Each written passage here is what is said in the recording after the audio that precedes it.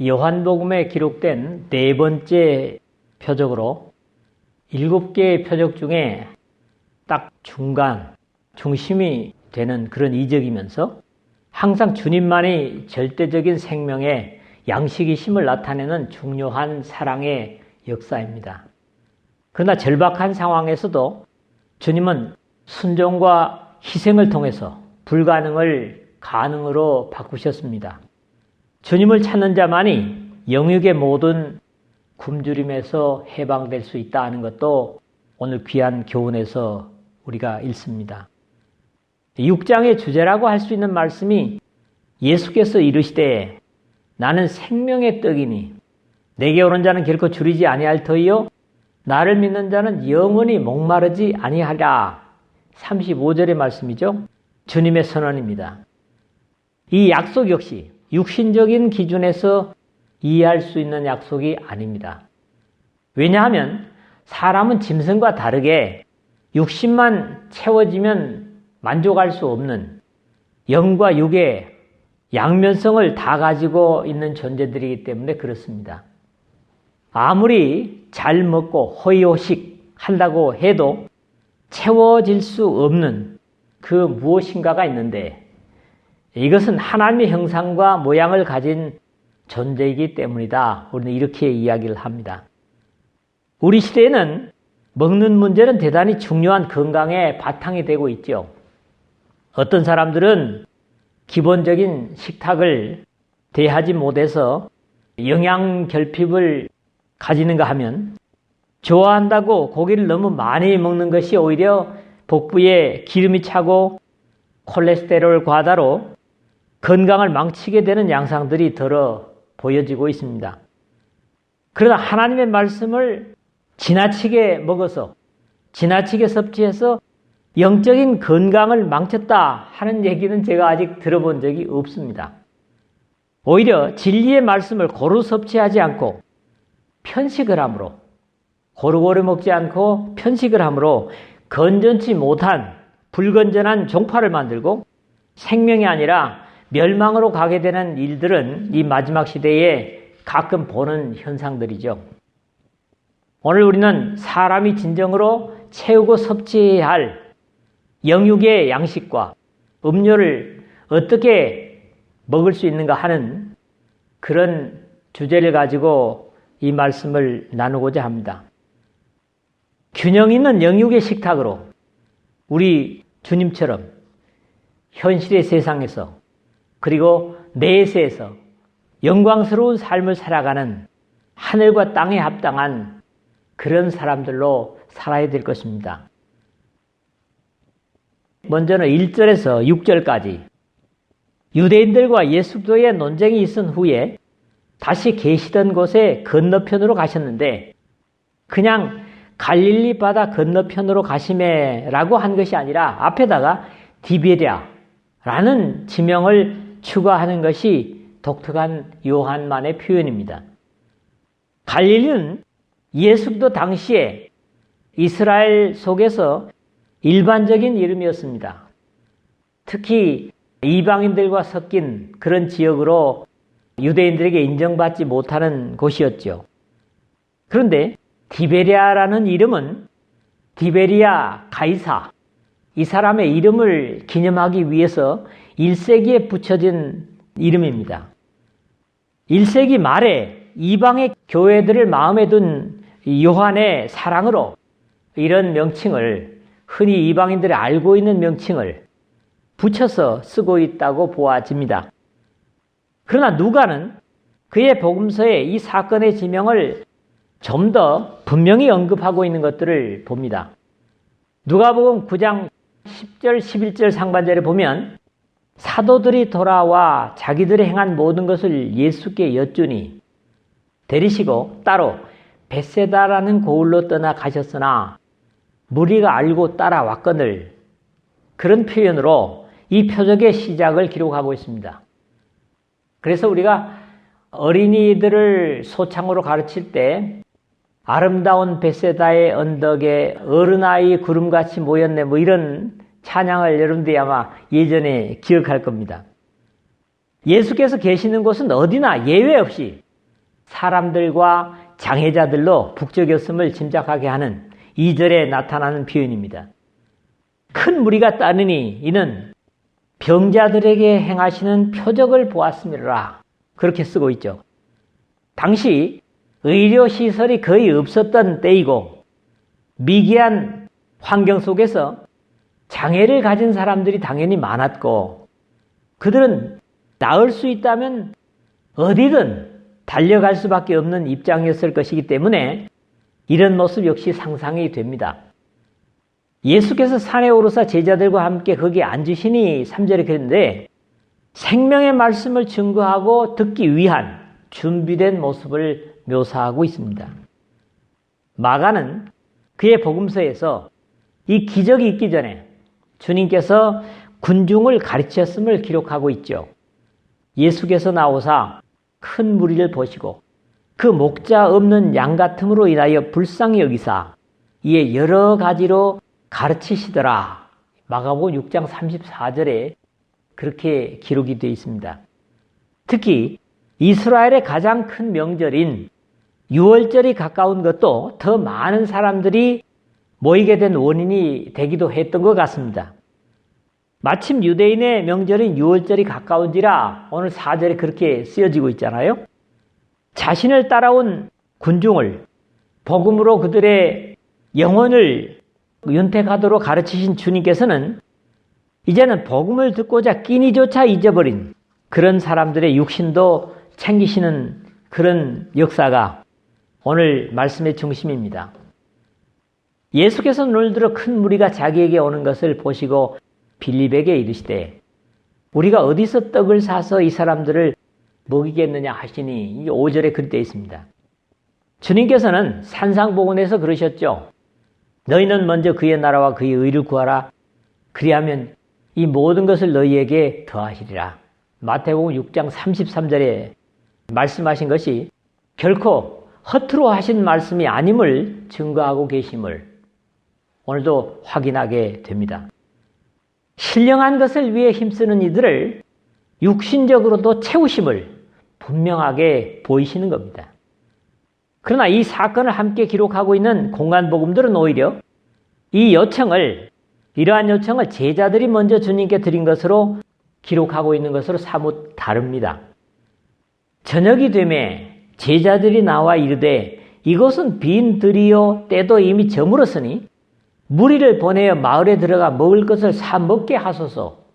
마태복음 14장 15절 그리고 마가 누가가 다 같이 기록을 하고 있습니다.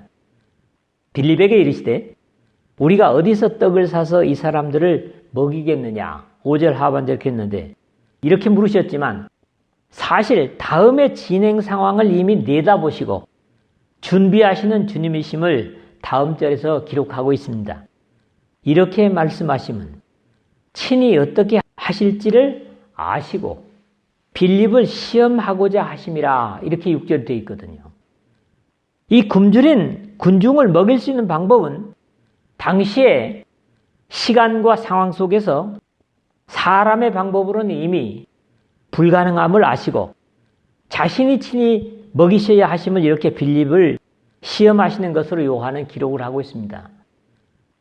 집들이 별로 없어요. 들판이에요. 그때 저녁이에요. 200데나리오너치 요즘 빵집이 가면은 몽땅 살 수도 있겠죠. 근데 그때 띄엄띄엄 들판에 있는 집들에 가서 음식을 구한다고 할지라도 이 엄청난 수의 사람들을 어떻게 먹이겠느냐. 이런 입장에서 인간적인 방법은 이미 불가능한 그런 상황이었다고 하는 것을 보는 거죠.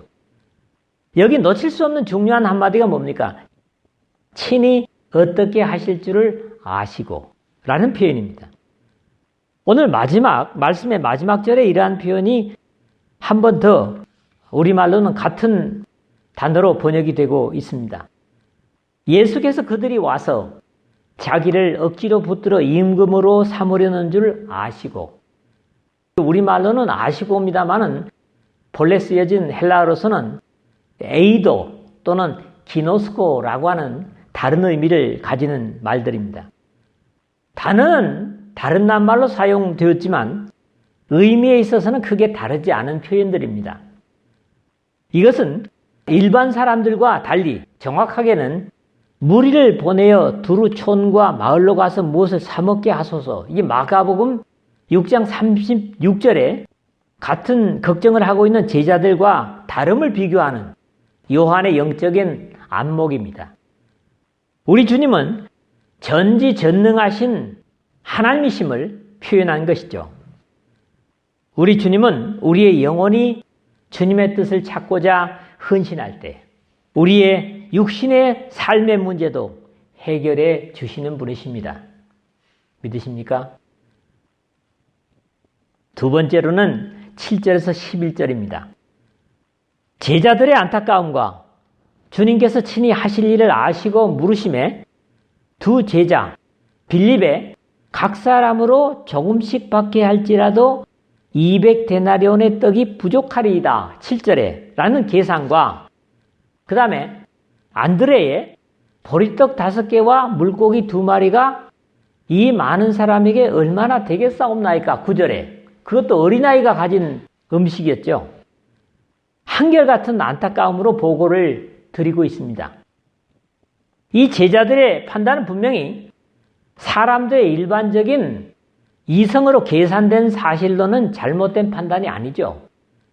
그러나 그들에게는 아직도 여기에 주님의 권능의 능력을 포함하지 못한 지극히 인간적인 계산 방식이었을 뿐입니다.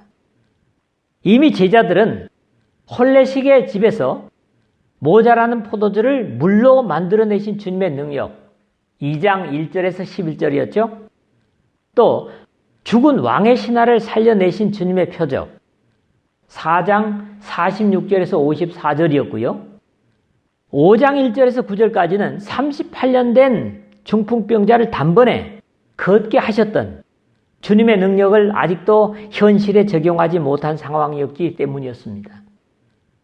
빌립이 대답하되 각 사람으로 조금씩 받게 할지라도 200데나리온의 떡이 부족하리이다. 7절에 그랬는데요. 모인 사람들로 겨우 허기를 면할 정도로 음식을 나눠준다고 할지라도 성인 남자가 200일을 일한 그 임금으로 살 정도의 음식이 필요할 것이라고 자신의 생각을 그대로 말씀드리는 겁니다. 이 요한복음을 시작하면서 빌립의 직업에 대한 추측을 아무래도 같은 동네에 친구들이 잡아온 갈릴리 바다의 생선을 거래하는 사람이 아니었겠는가 하는 판단을 했던 것은 그가 직접 고기를 잡았다는 내용이 성경에 기록이 없고요. 이렇게 계산의 발른 때문이라고 제가 말씀을 드린 것 같습니다. 주님께서도 누가복음 14장에서 누가 망대를 세우고자 할진대 자기의 가진 것이 준공하기까지에 족할는지 먼저 앉아 그 비용을 계산하지 아니하겠느냐. 28절에 그랬거든요. 만약에 짓다가 비용이 모자라서 중단한다면 그것은 옳지 않다. 이런 말씀하셨고요. 어떤 임금이 다른 임금과 싸우러 갈 때 먼저 앉아 1만 명으로서 저 2만을 거느리고 오는 자를 대적할 수 있을까? 헤아리지 않겠느냐? 31절에 하심으로써 어떤 일에 계획 없이 즉흥적인 일을 경계하신 바 있습니다. 주님께서도 어떤 준비되지 않은 걸로 갑자기 어떤 일을 하는 것을 그렇게 기뻐하시지 않는다고 하는 것을 우리는 여기서 읽을 수가 있는 거죠. 또 시몬 형제 안드레의 여기 한 아이가 있어 보리떡 5개와 물고기 2마리를 가지고 있나이다. 그러나 그것이 이 많은 사람에게 얼마나 되겠사옵나이까? 라는 보고도 비록 확신은 없었지만 상황을 그대로 주님께 보고하는 기도의 내용으로 이해가 됩니다. 옛날 제가 어렸을 때요. 보리개떡이라는 게 있었어요. 그는 이스트를 넣지 않았기 때문에 아주 땅땅한 시커멓고 땅땅한 그런 떡이었어요. 시골에서 하여튼 예전에 가난하게 산 사람들도 경험한 그런 걸 겁니다. 사실 가난한 사람들의 음식이었던 것이 바로 보리떡이거든요. 밀가루 음식이 그나마 생활이 나은 사람들의 음식이었다면 역시 이스라엘 속에서도 다르지 않았고 이 물고기 두 마리도 그 거친 보리떡을 먹기 위해서 준비되는 그다지 크지 않은 생선 정도로 이해할 수가 있습니다. 고구마를 먹을 때는 김치를 같이 먹어주는 것처럼 아마 이 두 마리의 물고기는 그런 용도가 아니었겠는가 이 짐작을 해보는 거지요. 그러나 이러한 제자들의 안타까운 보고에 주님은 다른 반응을 보이지 않으시고 바로 사람들로 식사할 준비를 시키라는 겁니다. 예수께서 이르시되 이 사람들로 앉게하라 하시니 어쩌면 제자들은 이 주님의 명령에도 어리둥절했을 것 같아요. 먹을 음식도 준비하지 않고 먹을 준비를 하라고 말씀하시는 주님의 말씀이 이해되지 않았을 법도 합니다. 그곳에 잔디가 많은지라 사람들이 앉으니 수가 5,000명쯤 되더라. 10절 하반절 그랬는데 주님의 이적의 떡에 참여한 사람들의 숫자를 말하고 있죠. 마태복음에서는 먹은 사람은 여자와 어린이 외에 5,000명이나 되었더라. 14장 21절에 좀 더 구체적인 수를 언급하고 있습니다. 저물어 가는 들녘에 배가 고파오는데 그럼에도 불구하고 주님의 지시를 순종하는 이 사람들이야말로 신앙의 사람들이고 그런 믿음의 자세가 언제나 은혜를 맛보게 한다 하는 걸 봅니다. 이해가 되지 않아도 우리 이성적으로 생각으로 판단이 되지 않는다고 할지라도 주님께서 말씀하시면 순종하는 것이 바로 믿음의 모범입니다. 이러한 믿음의 결과는 그대로 응답되고 있습니다. 11절 상반절 보니까 예수께서 떡을 가져 축사하신 후에 언제나 주님께서는 표적의 시작이 아버지께 감사하는 기도를 드리는 자세였습니다. 대표로 마지막 이적인 나사로를 살리시는 이적 앞에서 모습을 인용을 해보면 돌을 옮겨 놓으니 예수께서 눈을 들어 우러러 보시고 이르시되 아버지여 내 말을 들으신 것을 감사하나이다. 항상 내 말을 들으시는 줄을 내가 알았나이다. 그러나 이 말씀하옵는 것은 둘러선 무리를 위함이니 곧 아버지께서 나를 보내신 것을 그들도 믿게 하려 함이니이다. 11장 41절 42절 감사의 기도를 드리고 계심을 봅니다. 물론 다른 이적에서도 아버지께 의뢰하고 찬양하셨던 주님을 우리가 볼 수 있죠. 앉은 자들에게 나눠주시고 물고기도 그렇게 그들이 원대로 주시니라. 11절 하반절 그렇게 되어 있는데 이러한 결과는 빌립과 안드레의 염려를 뒤집는 반전이었습니다. 하나님의 역사는 늘 그렇습니다. 사람의 판단이나 생각을 뒤집는 거지요. 사람이 끝났다고 손을 털어버릴 때 하나님의 역사의 능력이 시작된다. 그런 말씀을 자주 드린 것 같습니다. 왜냐하면 어떤 인간적인 가능성이 남아있다고 하여도 그것은 하나님께서 하신 일이 아닐 수 있기 때문이에요. 여기 각 사람으로 조금씩 받게 할지라도 7절에 했던 빌립의 계산도 그것이 이 많은 사람에게 얼마나 되겠사옵나이까 라는 안드레의 염려는 완전히 채워짐을 보는 겁니다. 그들의 원대로 주시니라 라는 표현은 다른 말로 각자의 필요한 대로 라는 말과 바꿀 수 있고 이것은 역시 오순절에 탄생한 처음 교회가 자신들의 소유를 팔아서 사도들의 발 앞에 둘 때 각 사람의 필요를 따라 나눠주며 하는 사도행전 2장 45절 하반절의 모습에서 볼 수 있습니다. 하나님은 절대로 모자라게 주시는 분이 아니십니다. 물론 주님께 드림이 전제되어 있지만 주라 그리하면 너희에게 줄 것이니 곧 후히 되고 누르고 흔들어 넘치도록 너희에게 안겨주리라. 누가복음 6장 38절 상반절의 약속과 같습니다. 모든 좋은 것에 모자람이 없으신 주님은 하나님의 진리에 순종하려고만 한다면 항상 원대로 주십니다. 그러나 많은 사람들은 원대로 주신 것으로 인해서 은혜를 잃게 되는 안타까움도 역시 연약한 인간이기 때문에 그렇다. 이런 것도 역시 생각할 수 있습니다. 지난 화요일 날인가요? 예, 어제입니다. 어떤 형제에게 하나 전화를 했습니다. 바쁘고 힘겹게 산대요. 그러면서 아마 주님 오실 때까지, 세상 떠날 때까지 이렇게 힘겹게 살 겁니다. 그러면서 하는 얘기가, 만약에 너무 편안하게 산다면 주님 오실 때 뵙지 못할 것 같아서 이렇게 힘겹게 살면서 주님을 더 의지하게 되노라. 상당히 신앙적인 고백을 하는 것을 들었어요. 그렇습니다. 우리가 어렵고 힘겨울수록 주님의 역사를 바라고 또 기도하게 되는 것도 사실이거든요. 세 번째로는 12절에서 15절입니다. 우리 주님께서 하늘의 복음을 사모하는 군중들에게 육신적으로도 모자람이 없이 채워주셨습니다.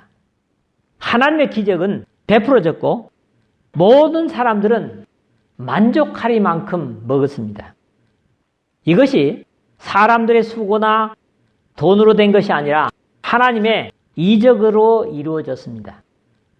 그럼에도 주님께서는 그 이적으로 먹고 남은 부스러기를 버리는 것이 없도록 미리 당부를 하셨습니다.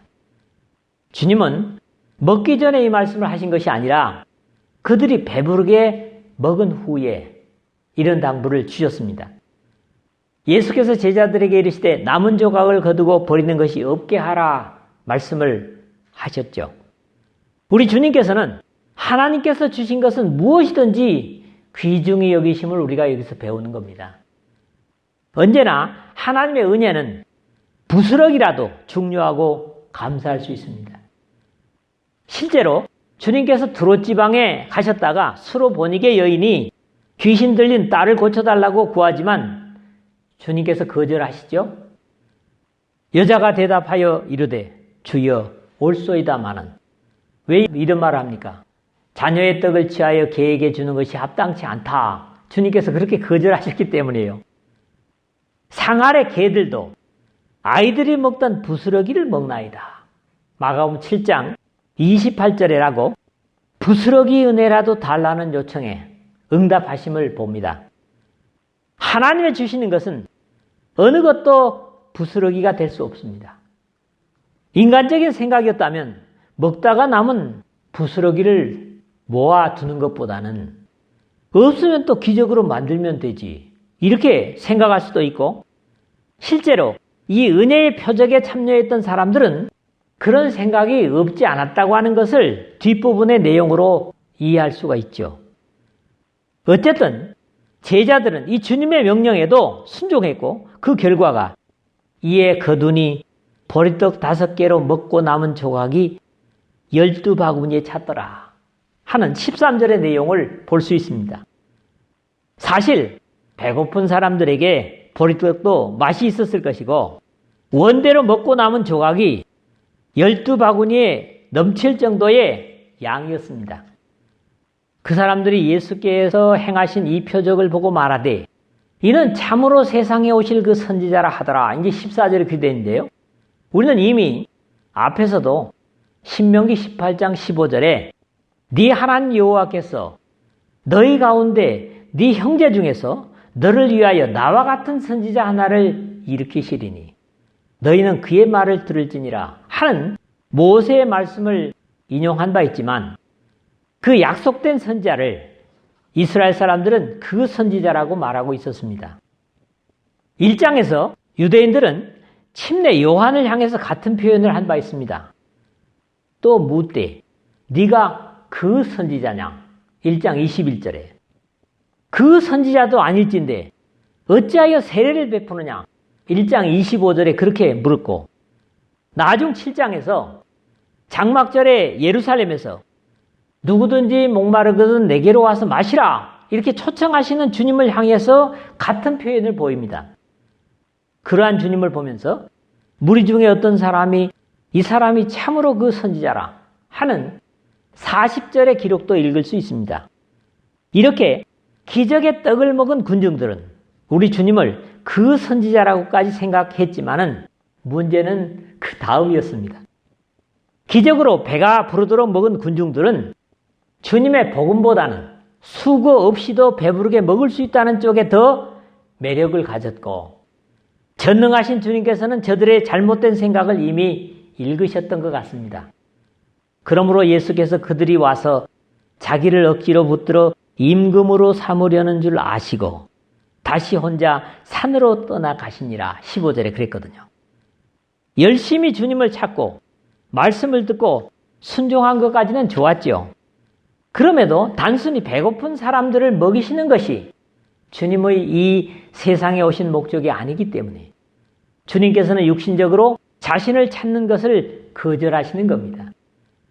이 6장을 계속 상고하면서 보겠지만 주님께서 굶주린 백성에게 표적으로 배불리 먹이신 이유는 서론에서 인용하였던 35절의 말씀 보면 예수께서 이르시되 나는 생명의 떡이니 내게 오는 자는 결코 줄이지 아니할 터이요 나를 믿는 자는 영원히 목마르지 아니하리라 하는 영원으로 이끌고자 하시는 목적에서였습니다.